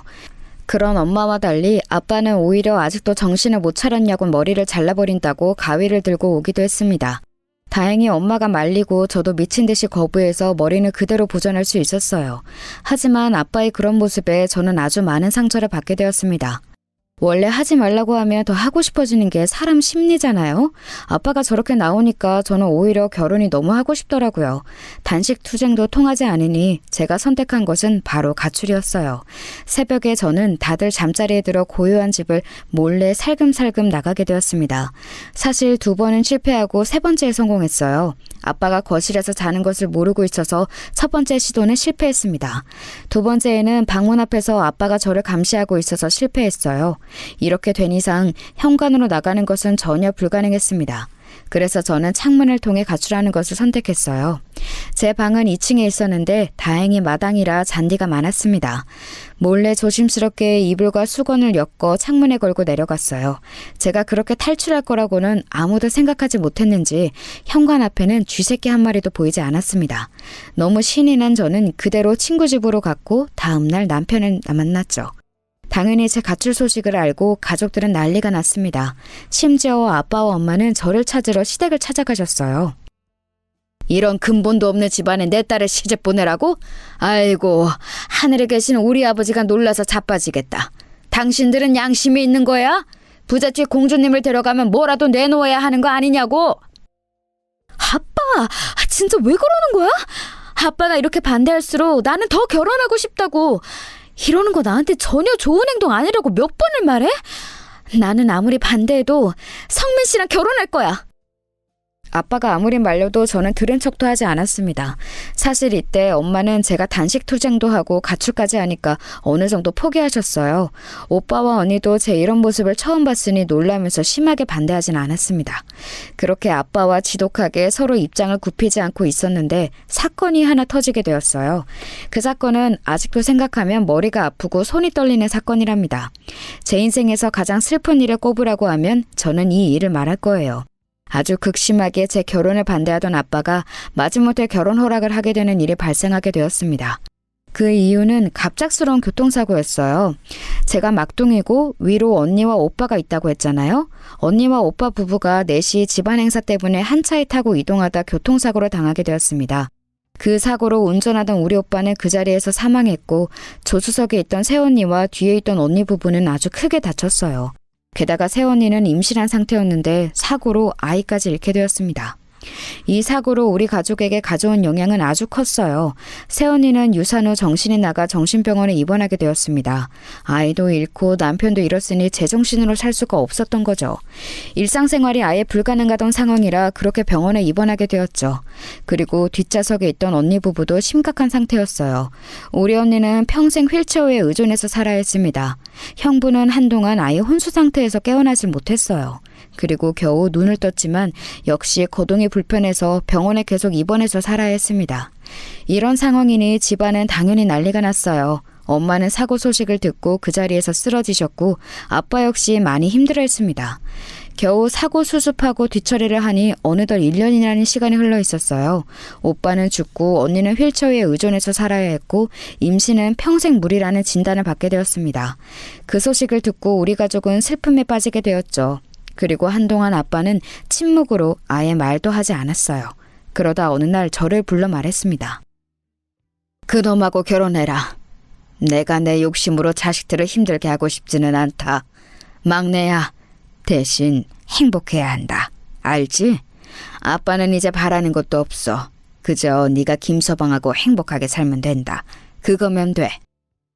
아빠, 너무 고맙고 또 고마워요. 내가 언니랑 오빠 목까지 열심히 살게. 사람이 나쁜 사람은 아니니까 너무 걱정하지 마. 난 항상 아빠한테 고마운 거 알지? 그렇게 바라고 바랐던 결혼 허락이 떨어졌는데 마냥 기쁜 마음은 아니었어요. 오히려 약간 씁쓸했습니다. 그러면서 속으로 꼭 남편하고 행복하게 살아야겠다는 어떤 사명감까지 생겼어요. 아빠는 그렇게 사랑하던 막내딸이 결혼한다고 하니 결혼식을 아주 성대하게 열어주었습니다. 신혼여행부터 웨딩드레스 선택까지 제가 원하는 환상 속의 결혼식 그대로였습니다. 제가 행복하게 결혼 준비를 하니 집안 분위기도 점점 풀리기 시작했어요. 사고가 워낙 커서 한동안 우리 집에서는 웃음을 찾아볼 수가 없었거든요. 엄마도 계속 기력이 없다가 제가 웃는 모습을 보고 겨우 미소를 지을 수 있으셨습니다. 그렇게 시작한 제 결혼 생활은 처음에는 아주 순조로웠어요. 워낙 우리 집에서 반대가 심해서 시댁 눈치가 조금 보였는데 시아버지가 생각보다 너무 좋더라고요. 제 말이라면 무조건 다 좋다고 하셨습니다. 남편도 결혼하고 나니까 더 진국인 사람이었어요. 집안일도 잘하고 제가 손 하나 까딱하지 않도록 얼마나 열심히 했는지 모릅니다. 시누이도 원래 알던 사이라 나쁠 게 없었는데 딱 하나 문제가 있다면 바로 시어머니였어요. 시어머니는 조금 특이한 분이셨는데 저는 시어머니를 보며 마치 이방인 같다는 느낌을 느꼈습니다.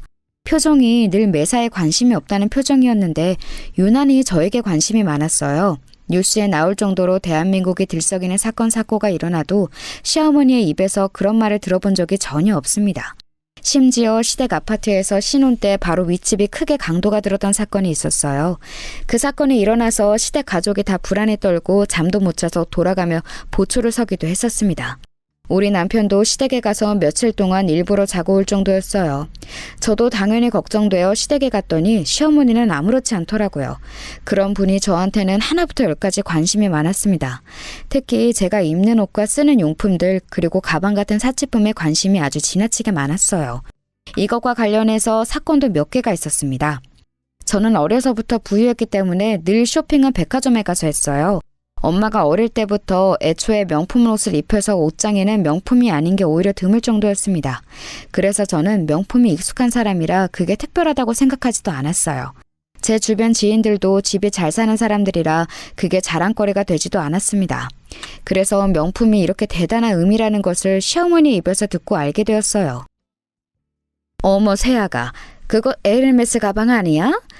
나 그거 텔레비전에서 연예인들이 든 것만 봤는데 실물로는 처음 본다. 생각보다 훨씬 고급지고 예쁘네. 나 한번 들어봐도 되겠니? 어머, 마침 내가 입은 옷하고 색깔이 비슷해서 잘 어울리네. 시어머니는 제가 시댁에 갈 때마다 머리부터 발끝까지 한번 쭉 훑어보셨어요. 그리고 유명한 명품이 있으면 꼭 착용해보는 것을 원하셨습니다. 가방이나 겉옷은 저도 아무렇지 않게 빌려주었는데 문제는 귀걸이나 원피스였어요. 하고 있던 귀걸이를 그냥 빼서 드리면 되는데 시어머니는 제가 빌려준 귀걸이를 끼고 어느 순간부터 빼지 않으셨습니다. 처음에는 저도 빌려드린 것을 까먹고 그대로 집에 온 적이 많았어요. 그런데 그렇게 되니까 집에 남아있는 귀걸이가 몇 개 없더라고요. 집에 와서 항상 저는 귀걸이를 빼는데 시댁에 다녀오면 뺄 귀걸이가 없었습니다. 원피스는 대놓고 눈에 보이니까 집에 갈 때 갈아입어 그럴 일이 없었는데 귀걸이는 저도 까먹기도 할 정도로 작았으니까요. 그러다 사건이 하나 발생하게 되었습니다. 추석 명절이라 시댁에 갔는데 그날 제가 엄마한테 생일 선물로 받은 비싼 진주 귀걸이를 시댁에 하고 갔어요. 그냥 보통 진주 귀걸이와 달리 무려 두바이에서 엄마가 직접 가서 사오신 유명한 브랜드의 제품이었습니다. 한국에서 쉽게 구할 수 있는 게 아니었어요. 엄마가 저를 생각해서 거기까지 사오신 귀걸이라 저도 많이 아끼는 거였습니다. 그런데 그날도 역시 시댁에 도착하니 시어머니가 단번에 귀걸이를 알아보셨어요. 그러면서 평소처럼 한 번만 껴보자고 하셨습니다. 저는 속으로 너무 빌려주기 싫었지만 저 때문에 분위기가 이상해지는 것은 더 싫었습니다. 그래서 그냥 빌려주고 대신 집에 갈 때 반드시 돌려받자고 생각했어요. 시어머니는 늘 그렇듯이 제 귀걸이를 끼더니 예쁘다고 좋아하셨습니다. 매번 저렇게 좋아하니 제가 제 돈으로 선물도 몇 번 해드렸어요. 그런데도 늘 저를 보며 귀걸이를 탐내셨습니다. 귀걸이뿐만 아니고 가방과 목걸이도 얼마나 만지던지 몰라요. 그날도 역시 제가 가져간 명품 가방을 몇 번이나 들었다 놨다 하셨거든요. 추석이라 요리할 게 되게 많았는데 사실 저는 결혼해서 요리를 태어나서 처음 해봤어요. 그전까지는 집에서 요리할 일이 전혀 없었거든요. 또 우리 친정엄마도 요리를 그렇게 좋아하지 않으세요. 어차피 집에서 이모님들이 요리해주기 때문에 엄마가 굳이 요리할 필요가 없으시죠. 그래서 결혼하고 남편과 살던 집으로는 어려서부터 우리 집에서 요리해주는 이모님이 우리 신혼집으로 오셨어요. 워낙 솜씨가 좋으신 분이라 제 입맛을 누구보다 잘 아는 분이라 익숙했습니다. 그리고 남편도 마음에 들어했고요. 하지만 그 이모님을 시댁까지 데려올 수는 없었습니다. 시댁은 좁기도 했고 또 그들 집안 전통이 있을 수도 있으니 이모님이 조금 꺼리셨어요. 아무튼 그렇게 시댁에서 명절 음식을 준비하는데 어머니가 음식을 하면서 자꾸 귀걸이에 손을 가져가셨어요. 참기름이나 다른 고춧가루가 진주엔 묻는 것을 보고 기분이 좋지 않았습니다. 집에 가서 전용 클리너로 닦아야겠다고 생각하고 티를 내지는 않았어요. 그렇게 요리를 끝내고 집에 가려고 하는데 시어머니는 역시 귀걸이를 빼지 않고 있었습니다. 어머니, 저 이제 집에 가려고요. 아까 빌려드린 귀걸이 어디 있어요? 그거 우리 엄마가 제 생일 선물로 사주신 거예요. 예쁘죠? 엄마가 두바이까지 가서 사오셨어요. 그래, 이거? 알겠다. 두바이에서 온 귀걸이였어? 어쩐지 너무 예쁘더라. 착용감도 좋아서 계속 내가 만졌어. 깜빡하고 앉을 뻔했네. 나 그런 사람 아닌 거 너도 알지? 다행히 시어머니는 제가 귀걸이를 달라고 요구하자 바로 주셨어요. 그 모습을 보고 저는 괜히 제가 기분 나쁘게 생각했던 건지 반성하기도 했습니다. 그동안 시어머니가 제 귀걸이를 돌려주지 않았던 것은 다 실수라고 생각했어요. 이렇게 최대한 좋게 생각했는데 더 큰 사건이 발생하게 되었습니다. 저 귀걸이 사건 이후에 시어머니가 개인적으로 저에게 연락이 오셨어요. 평소에 저한테 딱히 먼저 연락하는 편은 아닌데 조금 놀란 채로 연락을 받았더니 시어머니가 며칠 후에 중요한 동창회가 있다고 하셨습니다. 그러면서 거기에 당신께서 굉장히 오랜만에 참석하는 거라고 하시더라고요. 그런데 결혼해서 아이들 낳고 잘 사는 모습을 보여주고 싶은데 들고 갈 가방과 입고 갈 옷이 없다고 하셨습니다. 조심스럽게 제 가방과 옷을 빌려달라고 하더라고요. 저는 귀걸이를 달라고 했을 때 만약 시어머니가 귀걸이를 돌려주지 않았으면 제 가방과 옷을 빌려주지 않았을 거예요. 그런데 실수하는 것을 알았으니 아주 좋은 마음으로 시어머니를 우리 집으로 부르게 되었습니다. 어머, 진짜 세아가 너는 부럽다. 이렇게 가방도 명품 브랜드별로 가지고 있네. 나는 이렇게 가방 장식장은 연예인들이나 있는 줄 알았어. 어머, 이 밍크 코트는 뭐야? 세상에 너무 예쁘다. 이거 어디서 났니?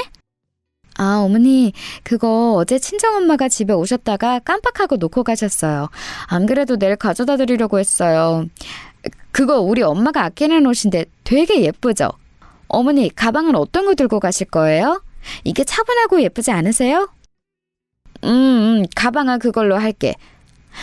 저기 세아가, 나 저 밍크 코트 빌려주면 안 되겠니? 저게 딱 보자마자 지금 눈에 들어왔거든. 저거 입고 가면 동창회에서 나 완전히 빛날 것 같아. 내가 조심히 새 것처럼 입고 갔다 올게. 응? 사실 저게 친정엄마가 진짜 아끼는 옷이어서요. 제 옷이면 당연히 빌려드릴 텐데 엄마 옷이라 조금 곤란해요. 죄송해요, 어머님. 그 대신 제 옷이랑 가방은 얼마든지 골라서 가져가셔도 좋아요. 에이, 아가, 한 번만 입는다고 뭐 달아? 조심히 입을게. 나 절대 저거 빌려가서 안 돌려주고 그런 사람 아니야. 너도 알잖아. 어차피 동창회도 이번 주 토요일이니까 네가 그냥 다음 주에 가져다 준다고 하면 안 되겠니? 응? 우리 친정엄마가 아주 아끼는 예쁜 밍크 코트가 하나 있거든요. 그걸 엄마가 실수로 놓고 가셨는데 마침 시어머니의 눈에 띄게 되었던 거였습니다. 제가 봐도 예쁜 옷이라 시어머니의 마음은 이해할 수 있었어요. 하지만 제 옷도 아니고 친정엄마의 옷이라 선뜻 빌려줄 수가 없었습니다. 그냥 평범한 옷이면 몰라도 엄마가 매우 아끼는 밍크 코트였거든요. 그런데 시어머니도 아주 단호하게 그 옷을 원하셨어요. 어떻게든 동창회에 입고 가려고 하셨습니다. 제가 곤란한 표정으로 몇 번이나 말했는데 시어머니도 강경한 태도였어요. 결국 저는 시어머니의 성화에 밍크 코트를 빌려주게 되었습니다. 절대 그러지 말아야 하는데 제 실수였어요. 친정엄마는 그날 저녁에 전화로 밍크 코트의 행방을 물을 정도로 빨리 돌려받기를 원하셨어요. 저는 차마 그걸 시어머니에게 빌려줬다고 할 수가 없더라고요. 그래서 그냥 거짓말로 제가 입고 중요한 약속에 다녀오겠다고 거짓말을 하게 되었습니다. 엄마는 제가 입겠다고 하니 선뜻 그러라고 하셨죠. 그리고 시어머니의 동창회 날이 되었어요. 시어머니는 아침에 전화로 전혀 걱정하지 말라고 큰 소리로 말씀하셨습니다. 그런데 이상하게 그날따라 마음이 복잡했어요. 꼭 무슨 일이 일어날 것 같은 기분이 들었습니다. 그리고 그 예상은 정확히 맞아떨어졌어요. 시어머니의 동창회가 분명히 9시까지라고 들었는데 10시가 되도록 연락이 오지 않았습니다. 저는 결국 집에서 기다리다 제가 운전해서 동창회까지 데리러 가려고 했어요. 남편은 굳이 그렇게 해야 하냐고 물었습니다. 그런데 제 마음이 너무 불편해서 빨리 밍크 코트를 가져오고 싶었어요. 운전해서 가려고 차키를 챙겼는데 바로 그 순간 시어머니에게 연락이 왔습니다. 네, 어머니, 동창회 다 끝나셨어요? 제가 데리러 갈까요? 예상보다 늦게 끝났네요. 어차피 우리 집에서도 거리가 그렇게 멀지 않거든요. 지금 거기 식당에 계신 거 맞죠? 조금만 기다리세요. 저 금방 갈게요. 아유, 세아가 일을 어쩌니? 내가 일부러 그런 것은 절대 아닌데 코트에 살짝 음식이 묻었어. 화장실에서 급하게 물로 닦았는데 안 지워진다. 이거 세탁소에 맡기면 되겠지? 네? 뭐라고요? 어머니, 그게 무슨 소리예요? 일단 제가 거기로 갈 테니까 가만히 계세요. 알겠죠? 저는 시어머니의 전화를 받고 깜짝 놀랐어요. 역시 불길한 예상은 틀리지 않았습니다. 속도 위반까지 하면서 시어머니의 동창회 장소에 도착했더니 시어머니는 그 자리에 있었어요. 문제는 우리 엄마인 밍크 코트가 바닥에 굴러다니고 있다는 거였습니다. 시어머니는 전화로도 살짝 목소리가 술에 취한 것 같았는데 실제로 제가 도착할 때는 너무 많이 드셔서 정신을 차리지 못하고 계셨어요. 시어머니의 친구들은 며느리가 시어머니를 데리러 왔다고 본인들이 더 신이 난 상태였습니다. 저는 그런 소리는 하나도 귀에 들어오지 않았어요. 술에 취한 시어머니도 걱정되었지만 문제는 바로 우리 친정엄마의 밍크 코트였습니다. 이미 발에 많이 밟힌 상태라 딱 봐도 세탁한다고 해결되는 상태가 아니었어요. 털이 누가 봐도 상한 상태였습니다. 그 밍크 코트를 보는데 저도 모르게 눈물이 막 나오더라고요. 시어머니는 그것도 모르고 제가 왔어도 본 척도 하지 않았습니다. 술에 취해서 본인 친구들과 술을 마시느라 바빴어요. 누더기가 된 밍크 코트를 붙들고 울고 있으니 시어머니의 친구가 그런 저를 알아챘습니다. 어머, 야, 네 며느리 지금 울고 있어. 아니, 저 민크코트 네 것 아니었어? 왜 코트를 붙잡고 우는 거야? 아, 이게 무슨 일이야? 아, 저기요, 괜찮아요? 아, 너무 서럽게 울어서 모른 척 하기도 그렇네. 아, 저거 내 거라니까. 며느리가 날 생일이라고 사준 거라고 했잖아. 예, 새아가. 내가 미안하다. 아마 자기가 사줬는데 내가 술 마시느라 신경 못 써서 속상해서 그런가. 아가, 미안해. 술에 취해 미안하다고 하는 시어머니를 억지로 데리고 그 자리를 나왔어요. 차에 타서 일단 우리 집으로 데려가는데 시어머니는 집에 가는 내내 술 냄새를 풍겼습니다. 오는 제가 보이지도 않는지 혼자 동창회에 나온 본인 친구들을 시원하게 욕하더라고요. 집에 도착해서 남편에게 전화로 내려오라고 하고 밍크코트를 살펴보았습니다. 가까이서 자세하게 보니까 더욱 말이 아니었어요. 이건 세탁해도 절대 원래 상태로 되돌아올 수가 없었습니다. 제가 계속 오니까 남편은 중간에서 난감해 보였어요. 일단 시어머니는 술에 너무 취한 상태라 그대로 택시를 태워 집으로 보냈습니다. 그리고 다음날 엄마에게 전화해서 그냥 잃어버렸다고 거짓말을 하게 되었어요. 엄마는 너무 아끼던 코트고 그게 세상에서 딱 3벌밖에 없는 거라고 많이 속상해하셨습니다. 다시 살 수도 없는 거라 상당히 의미가 있는 거였는데 너무 서운해하셨어요. 엄마를 달래느라 얼마나 고생했는지 몰라요. 제가 이렇게 화가 난 엄마를 달래느라 고생할 동안 시어머니는 저에게 연락이 아예 없었습니다. 예의상 코트가 어떻게 되었냐고 묻기라도 해야 하는 거 아닌가요? 심지어 사실 그때 시어머니가 빌려간 제 가방도 엉망이 되었거든요. 처음에는 코트 때문에 가방이 보이지도 않았는데 나중에 보고 얼마나 화가 났는지 모릅니다. 결국 제가 먼저 시어머니에게 연락했는데 반응이 너무 놀라웠어요. 어머니, 밍크코트 분명히 조심히 입겠다고 하셨잖아요. 코트도 그렇고 가방도 그렇고 이거 절대 다시 사용 못해요. 세상에 몇 벌 없는 거라 친정엄마가 많이 속상해하세요. 제가 일단 급하게 잃어버렸다고 거짓말했는데 저도 속상하네요. 예. 내가 술을 마셔서 기분이 좋아서 실수한 거를 이렇게 쥐잡듯이 잡니? 아무리 그래도 난 네 시어머니야.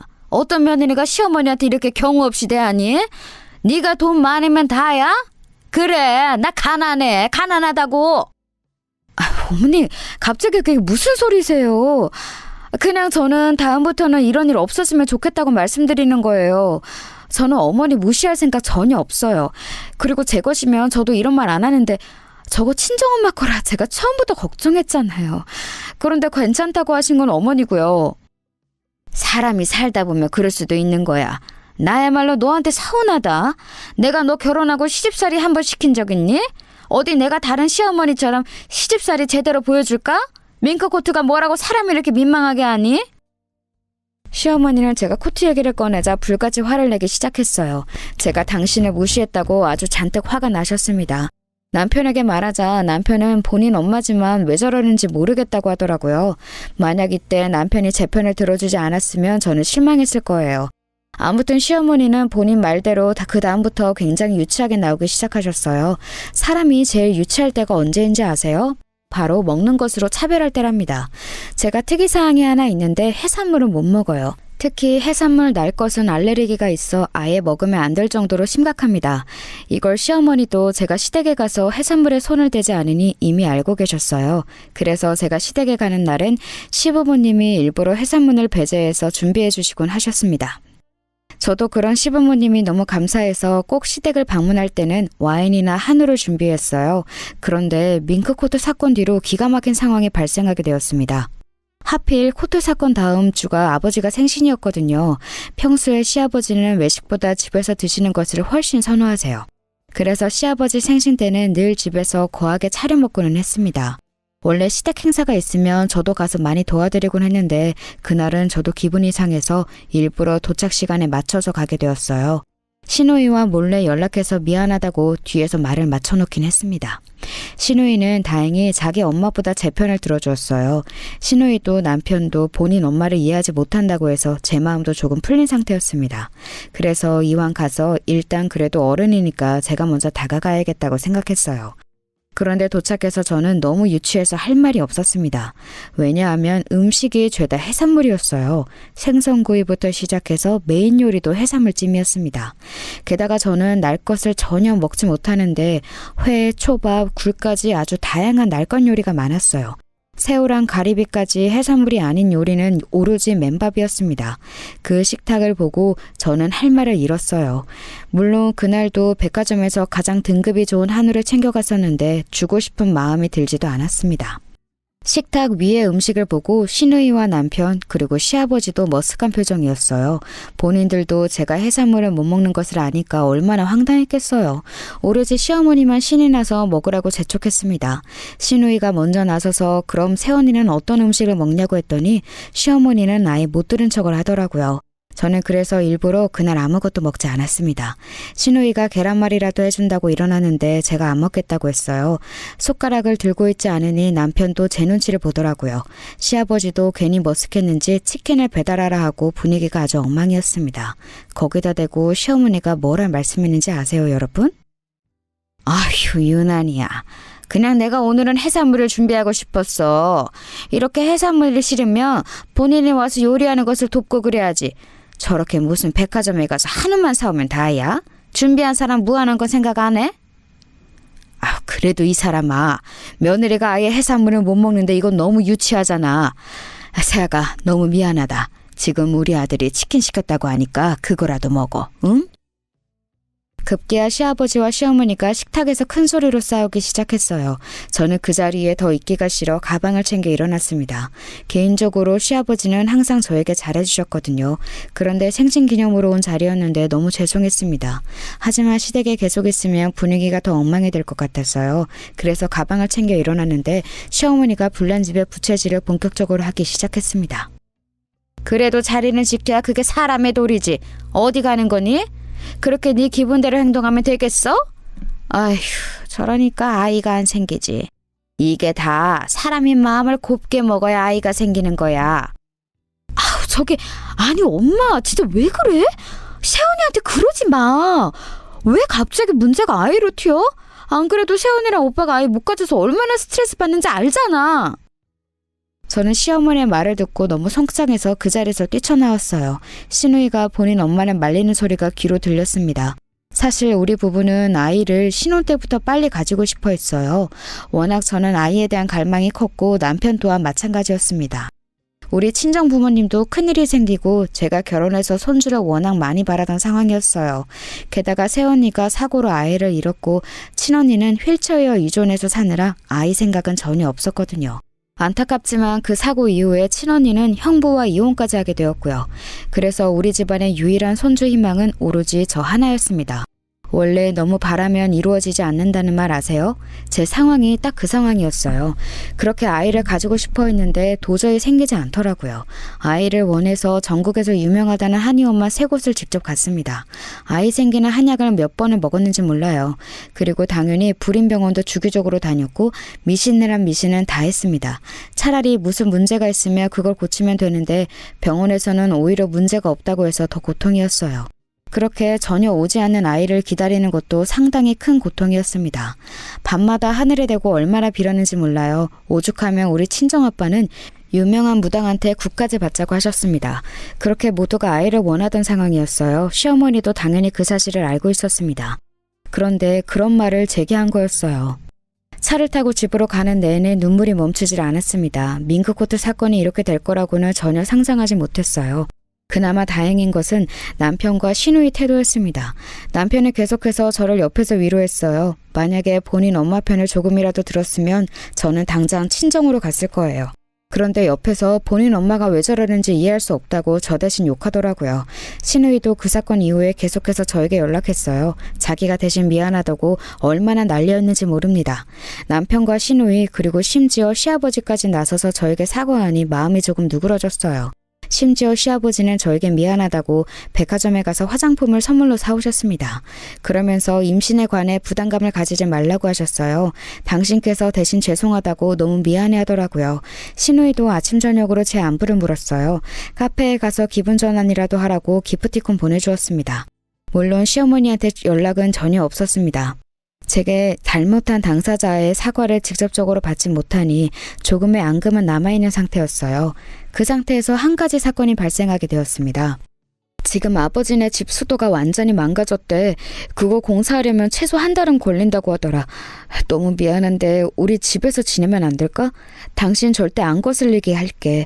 만약 2주 정도면 호텔에 보내드릴 텐데 한 달이라 애매하네. 그래? 어차피 남는 방이 있으니까 괜찮긴 한데 그럼 어머니도 오시는 거지? 나 그때 이후로 어머니랑 아예 연락 안 했잖아.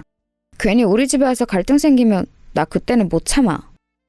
우리 집이니까 내가 그건 어떻게든 막을게. 너무 걱정하지 마. 만약 엄마랑 당신이랑 부딪히면 나는 완전히 당신 편이야. 알지? 시댁 부엌 싱크대 쪽에 문제가 생겨서 시댁 식구들이 다 우리 집으로 오게 되었습니다. 결혼할 때 우리 아빠가 큰 집에서 살라고 좋은 집을 얻어주었거든요. 그래서 남는 방이 2개나 있어서 같이 생활하는 것은 문제가 되지 않았습니다. 시어머니를 제외한 시아버지와 시누이는 저에게 잘해주었으니 더욱 괜찮았어요. 문제는 바로 시어머니였습니다. 시아버지 생신 사건 이후로 시어머니와 저는 한 번도 마주치질 않았거든요. 제가 시댁에 가는 것을 불편해해서 남편이 혼자 가기도 했었어요. 하지만 남편은 본인을 믿으라고 저에게 호언장담했습니다. 결국 시댁 식구들이 다 우리 집으로 오게 되었어요. 처음에는 시어머니와 너무 어색했습니다. 그런데 시간이 지나면서 다행히 조금씩 분위기가 풀리기 시작했어요. 시누이와 시아버지가 중간에서 많이 노력했습니다. 어차피 우리 집에는 일하는 이모님이 2분이나 계셔서 집안일이 딱히 필요하지 않거든요. 그런데도 시누이는 눈치가 보이는지 중간에서 집안일도 하고 분위기를 좋게 만들었습니다. 시어머니도 다행히 제 앞에서 거슬리는 말을 전혀 하지 않아서 다행이었어요. 그런데 한 가지 이상한 점이 있었습니다. 원래 제가 잠들면 누가 업어가도 전혀 몰라요. 이미 잠들면 아무리 텔레비전 소리를 크게 틀어도 모릅니다. 그래서 처음에는 몰랐는데 어느 날 새벽에 화장실에 너무 급해서 눈을 뜨게 되었어요. 그런데 화장실에 다녀왔더니 남편이 침대에 없었습니다. 제가 화장실에 갔다 왔으니 거기에 없는 것은 알고 있었는데 이상했어요. 부엌에 간 건지 거실로 나간 건지 궁금했지만 일단 졸려서 잠들었습니다. 그리고 몇 시간 뒤에 눈을 떴더니 남편이 그대로 침대에 누워 있었어요. 그래서 대수롭지 않게 생각했습니다. 그런데 이 뒤로 제가 한 번 더 새벽에 눈을 뜨게 된 날이 있었어요. 그날도 이상하게 화장실이 너무 가고 싶어서 일어났는데 남편이 옆에 없더라고요. 한 번도 아니고 2번이나 새벽에 일어났을 때 남편이 없으면 누구라도 이상하게 생각하잖아요. 그래서 그날은 방 밖으로 남편을 찾으러 갔는데 남편이 집에 아예 없었습니다. 더 이상했던 점은 집이 지나치게 고요했어요. 그냥 초기에 살짝 이상해서 다른 가족들이 자는 방의 문을 열었는데 저는 너무 놀라 입을 틀어막게 되었습니다. 왜냐하면 시부모님과 시누이도 집에 아예 없었어요. 너무 놀랐지만 최대한 진정하고 핸드폰으로 전화하려고 안방으로 갔는데 제가 들어가자마자 현관문이 열리는 소리가 들렸어요. 순간 재빨리 자는 척을 하고 침대에 누웠더니 남편이 방으로 들어왔습니다. 식구들은 다 같이 들어왔는데 서로 아무 말도 하지 않았어요. 남편도 너무 아무렇지 않게 제 옆에 누워 잠들었습니다. 다음날 아침에도 새벽에 일을 그 누구도 먼저 말하지 않았어요. 먼저 말을 꺼낼까 하다 저는 꾹 참았습니다. 그리고 그날은 잠을 자지 않고 기다렸어요. 자는 척을 하고 있었더니 또 새벽 2시가 되자 식구들이 저만 빼고 집을 나갔습니다. 이건 아무리 생각해도 이상했어요. 그래서 다음날 결국 저는 제가 먼저 말을 꺼냈습니다. 여보, 새벽에 다 같이 나가는 건 도대체 왜 그러는 거야? 혹시 내가 모르는 무언가가 있어? 너무 궁금해서 도저히 참을 수가 없어. 당신 그거 어떻게 알았어? 원래 잠들면 누가 업어가도 모르잖아. 별거 아니야. 당신은 신경 쓰지 않아도 돼. 나는 당신이 안 게 더 신기하네. 남편은 심하게 당황하더니 이유를 전혀 알려주지 않았습니다. 이상할 정도로 수상하게 숨겼어요. 아무리 물어봐도 절대 입을 열지 않았어요. 오히려 그 자리를 피하기 급급했습니다. 저는 그런데 궁금한 것을 절대 못 참거든요. 그래서 결국 그날 밤 또 새벽에 나가게 된다면 미행하려고 했어요. 역시 새벽 2시가 되자 식구들은 조용히 집을 나갔습니다. 자는 척 눈을 꾹 감고 있었는데 남편은 제 앞에서 손을 흔들어 보더라고요. 제가 완전히 잠든 것을 확인하자 밖으로 나갔습니다. 조용히 일어나서 몰래 택시를 불러 뒤따라갔어요. 들킬까봐 얼마나 마음을 졸였는지 모릅니다. 그리고 도착한 곳은 바로 병원이었어요. 저는 사실 속으로 혹시 위험한 곳을 가면 어떡하나 걱정했거든요. 그런데 의외로 병원에 가길래 오히려 당황했습니다. 다행히 병원이라 사람들이 많아 미행에도 들키지 않았어요. 시댁 식구들을 뒤따라갔더니 특실로 가더라고요. 너무 자연스럽게 행동하는 모습에 많이 놀랐습니다. 그런데 그 뒤에 들리는 대화 내용을 듣고 저는 더 놀라게 되었어요. 문을 열고 대화하에서 대화 소리가 생생하게 들렸는데 내용이 어땠는지 아세요? 내가 오늘 얼마나 놀랐는지 알아? 갑자기 아침에 우리 보고 어디 가냐고 묻더라고. 이제 오늘이 이것도 마지막이야. 나는 앞으로 조심해야 할 것 같아. 엄마 괜찮아? 올해 엄마 얼굴이 많이 상했어. 오빠, 조심해서 행동해. 기분 거슬리지 않게 노력하라고. 알지? 그리고 아줌마도 더는 신경 거슬리게 하면 안 돼요. 저번에 밍크코트랑 아이 문제로 아빠랑 나랑 얼마나 고생했는지 알아요? 우리가 돈을 얼마나 주고 있는데 이러면 안 되죠. 저는 순간 온몸에 소름이 돋았습니다. 시어머니에게 시누이와 남편이 아줌마라고 부르더라고요. 그러면서 병실에 누워있는 환자한테 엄마라고 해서 저는 사시나무처럼 몸이 떨리기 시작했어요. 그래도 우리가 잘 구슬려서 괜찮아. 우리가 몰래 며느리 물건 뒤로 팔면서 이렇게 병원비를 내고 있잖니. 이런 관계가 쭉 지속되어야 해. 그래야 나중에 아기 낳고 더 돈을 받지. 병원비가 만만치 않으니까 다들 행동 잘해. 사기 결혼이라는 것을 알면 분명 그 집안에서 난리가 날 거야. 나도 연기하는 거 한계가 있다고요. 그럼 돈을 더 주든가. 나는 걔가 너무 얄미워. 몰래 귀걸이랑 옷 몇 개씩 훔쳐서 용돈벌이 하는 재미로 살긴 하지만 더 받아낼 거야. 믿기 힘든 소리에 저는 핸드폰을 켜서 녹음하기 시작했어요. 시댁 식구들은 그것도 모르고 계속 저를 속여야 한다며 열심히였습니다. 이제야 모든 퍼즐이 맞춰지기 시작했어요. 시어머니가 시누이와 남편의 얼굴을 닮지 않았던 것은 다 이유가 있었습니다. 그리고 누워있는 사람이 바로 진짜 시어머니였던 거였어요. 진짜 친엄마는 아파서 병원에 있었고 그 병원비를 위해 일부러 저한테 접근했던 거였습니다. 저는 그 사실을 전혀 모르고 있던 거였고요. 식구들이 다시 오겠다고 밖으로 나오는 소리를 듣고 저도 서둘러 녹음을 껐습니다. 그런데 도저히 우리 집으로 갈 수는 없었어요. 그래서 결국 그대로 친정으로 향했습니다. 도착해서 놀란 부모님의 얼굴을 보니 눈물이 너무 많이 나왔어요. 엉엉 울며 녹음본을 그대로 틀어주었습니다.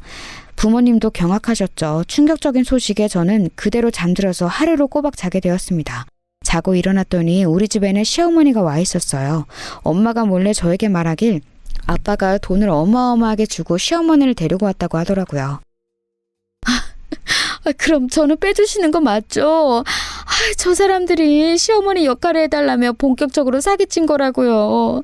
이미 애초에 며느리한테 접근한 것도 다 계획에 있던 거였어요. 그냥 저 사람들 가족 전체가 사기꾼이라고요. 아픈 친엄마 병원비가 감당 안 되니까 일부러 다가간 거예요. 그런데 진짜 돈 맛을 보니까 이렇게 일이 커진 거죠. 친정아빠는 시어머니를 돈으로 구슬려서 우리 편으로 만들었어요. 시어머니에게 모든 사실을 들으니 기가 찼습니다. 남편이 애초에 저한테 다가온 것도 다 계획이었대요. 아픈 진짜 친엄마의 병원비를 위해 다 꾸민 일이라고 했답니다. 원래는 아이를 가지면 시어머니는 죽었다고 하고 그만하려고 했는데 아이가 생기지 않아 길어지고 있다고 했습니다. 이 모든 사실을 알고 친정부모님은 당연히 화가 크게 나셨어요. 저는 배신감에 살이 너무 많이 빠져서 영양실조로 입원도 하게 되었습니다. 이 사건은 제 인생에 아주 큰 영향을 미치게 되었어요. 다행히 친정부모님이 능력이 있어서 마무리를 다 맡길 수 있었습니다. 아빠는 대한민국에서 제일 유명한 법인에 제 사건을 의뢰하셨어요. 그리고 저 사람들은 사기죄로 다 감옥에 가게 되었습니다. 소송 과정 중에 남편에게 연락이 와서 받았더니 저에 대한 사랑은 진짜였다고 엉엉 울더라고요. 하지만 이미 배신을 너무 크게 당해서 제대로 와닿지 않았습니다. 시누이와 시아버지도 저한테 미안하다고 사과했지만 받아주지 않았어요. 본인들이 일이 이렇게 커질 줄은 몰랐다고 했는데 다 가식으로 느껴졌습니다. 결혼할 때부터 우리 친정에서 시댁에 도와준 금액이 어마어마하거든요. 아빠는 어떻게든 그것을 다 돌려받겠다고 하셨어요. 저도 밍크코트 사건을 엄마한테 말했더니 엄마도 화가 머리끝까지 나셨습니다. 그래서 시어머니 역시 죗값을 피할 수 없었어요. 저를 건드린 대가로 아주 크게 당하는 시댁 식구들을 보며 통쾌한 마음이 들었습니다. 여기까지가 제가 준비한 사연인데 재밌게 들으셨나요? 저는 이제는 다 지나가서 괜찮아졌어요. 부모님이 주선해준 새로운 남자와 새 가정을 이루려고 준비하고 있답니다. 제 사연 들어주셔서 감사합니다. 다들 행복하세요.